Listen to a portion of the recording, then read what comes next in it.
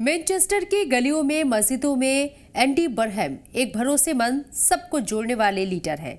लेकिन जब बात गाजा की आती है तो उनकी सियासत में एक धुंध सी नजर आती है, और यही धुंध है जिसे गैर वाजे लेकिन पसंदीदा कहा जा रहा है। क्या एक लीडर लोकल मुसलमानों के लिए फरिश्ता हो सकता है, लेकिन फ़लस्तीन के मसले पर खामोश? ब्रिटेन के मैनचेस्टर की सियासत में आज यही सबसे बड़ा सवाल है। एक तरफ है एंडी बरहम, जिन्हें मैनचेस्टर का हर मुसलमान अपना हमदर्द मानता है। दूसरी तरफ गाजा है, जो ब्रिटेन के हर 5 में से एक मुस्लिम वोटर के लिए सबसे बड़ा मुद्दा है।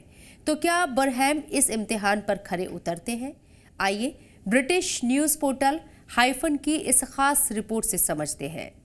ब्रिटिश न्यूज़ पोर्टल हाइफन, जो फ़लस्तीन पर लीडरों के बयान को ट्रैक करती है, उनके मुताबिक गाजा पर उनका स्टैंड हमें गैर वाजिब लगता है। बरहम का रिकॉर्ड 2 रंग की है। वो शुरू से ही 2 रियासती हल के हामी रही हैं।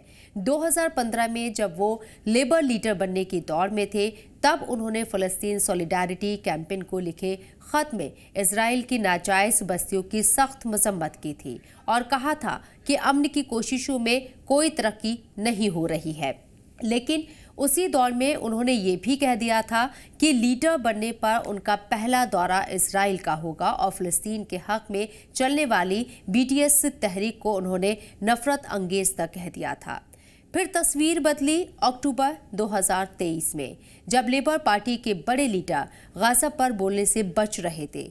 तब एंडी बरहम, सादिक खान और अनस सरवर, ये 3 नाम थे जो खुलकर जंगबंदी की मांग कर रहे थे। यही से मुस्लिम दिलों में उनकी जगह और पक्की हो गई। हालांकि एक दाग जो उनके दामन पर है, वो है इराक जंग का। नौजवान सांसद के तौर पर उन्होंने इराक पर हमले के हक में वोट दिया था।